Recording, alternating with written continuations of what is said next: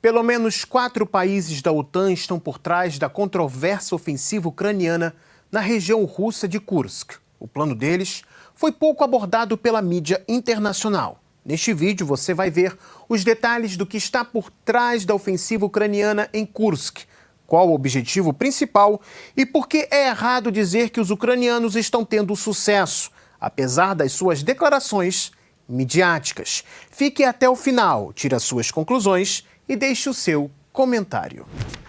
Западные элиты находятся в такой определенном замешательстве, вызванном тем, что они осознали тот факт, что стратегическая инициатива на поле боя, на фронте полностью перешла вооруженным силам Российской Федерации.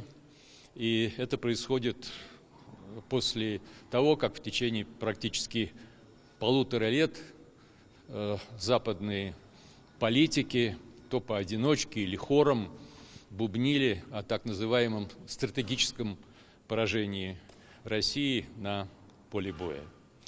При этом западные страны не готовы к поиску компромиссного решения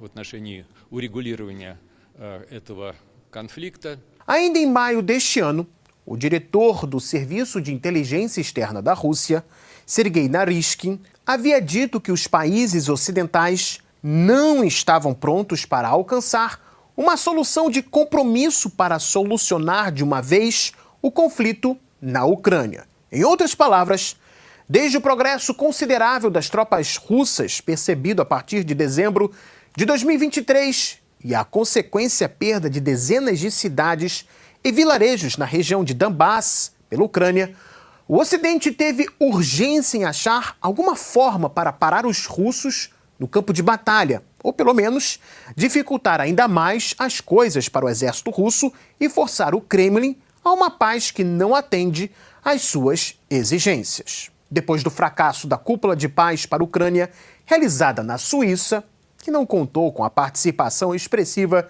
de praticamente ninguém, viu-se que o mundo não estava disposto a pressionar a Rússia a aceitar os termos de Zelensky para uma paz, e aí veio a necessidade de uma solução militar. No dia 6 de agosto, os ucranianos iniciaram uma ofensiva com a participação de várias unidades militares contra a região russa de Kursk.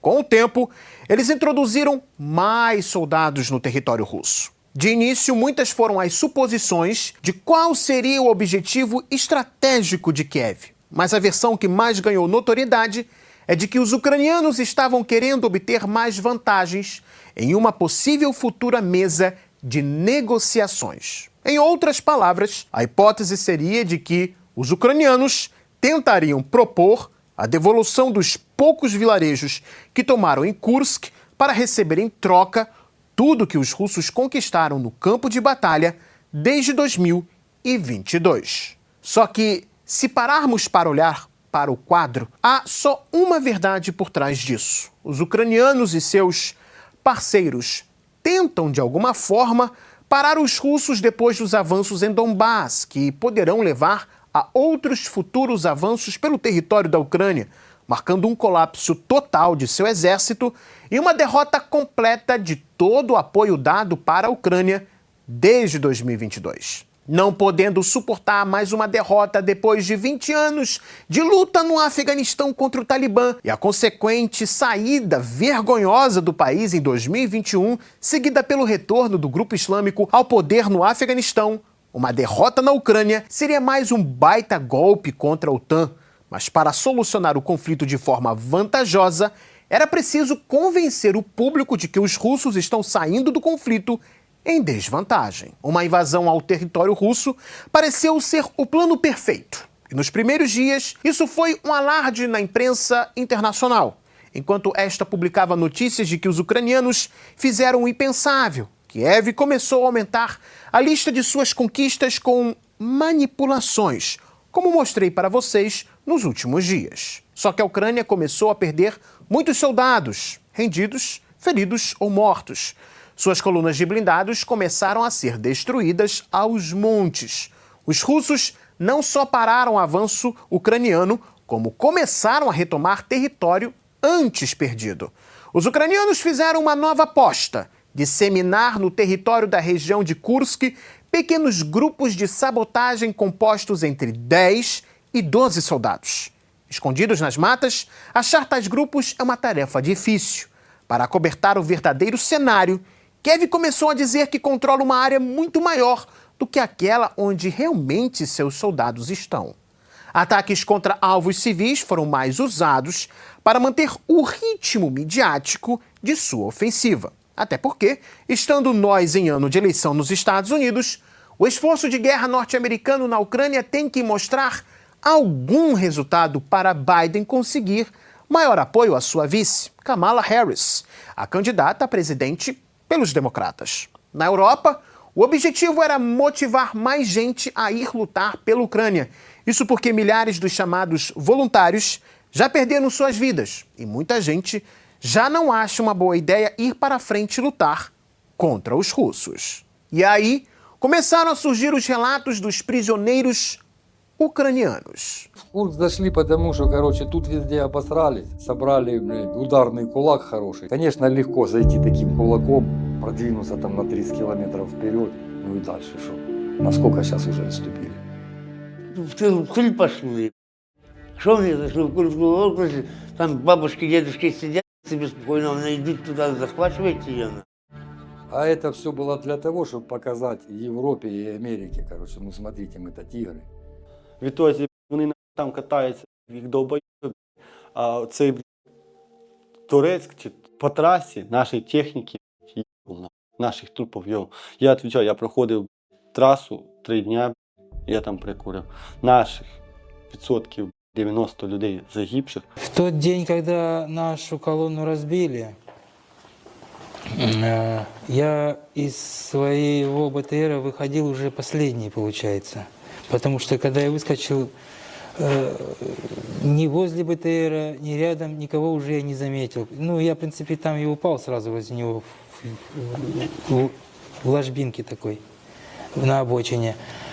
Полежал несколько минут, отдышался и, приподняв голову, я увидел, что рядом лес. И я пополз туда. Я дополз до леса, заполз в ближайшие кусты, и там я отлежался полдня и всю ночь.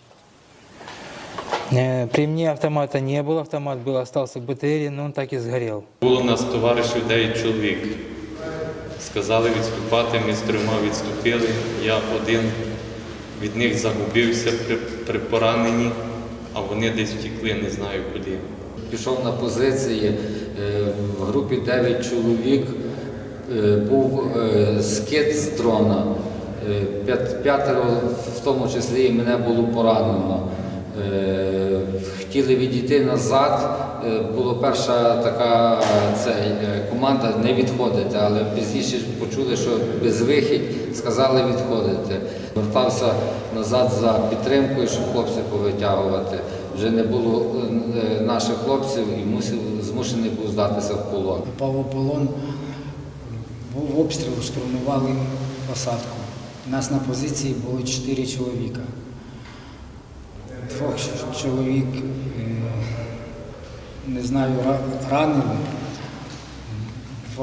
Один втік, і я ранений не змог утекти.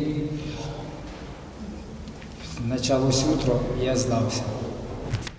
Mas antes da operação, o Reino Unido, Alemanha, Polônia e Estados Unidos tiveram uma participação crucial no preparado de toda a ofensiva. A primeira evidência disso é que boa parte dos soldados das unidades ucranianas envolvidas na ofensiva foram treinados em centros no Reino Unido e na Alemanha. Segundo Moscou, os conselheiros da OTAN prestam ajuda no gerenciamento às tropas que entram na Rússia. Do espaço, satélites militares da aliança também fazem imagens de onde estão as tropas russas e informam em tempo real a coalizão de países que apoiam Kiev sobre o teatro de operações. As Forças Armadas da Ucrânia atacaram a região de Kursk na manhã de 6 de agosto. Agora, os russos estão lutando contra os grupos ucranianos que ainda atuam na região. Para isso, aviação, artilharia e grupos mecanizados estão em uma luta de 24 horas por dia contra os ucranianos que ainda estão no território. Embora eles tenham perdido a iniciativa, a presença deles é uma ameaça real para a Rússia. Logo depois, as autoridades dos países da OTAN começaram a negar terem ciência ou participação na ofensiva ucraniana. Porém, os Estados Unidos não negaram manterem conversas com a Ucrânia sobre a situação na região de Kursk. A operação na região de Kursk foi complexa e necessitou de meios que a Ucrânia não possui, como a já referida ajuda dos satélites. O objetivo de conseguir uma melhor posição na mesa das negociações seria um cálculo do Ocidente, mas muito arriscado e, como se mostra, errado. Como mostrei no vídeo publicado em 21 de agosto, a ofensiva em Kursk não parou os russos em Donbass. Também não cessou os ataques deles aos aeródromos ucranianos. E o pior de tudo é que Moscou já disse que não vai mais aceitar negociações com a Ucrânia depois da ofensiva na região de Kursk. Вопрос, видимо, они оставляют вообще без ответа. А кто с ними после этого вообще будет договариваться? После тех бесчинств, того террора, который они устраивают в отношении мирных жителей, гражданского населения, гражданской инфраструктуры и мирных объектов.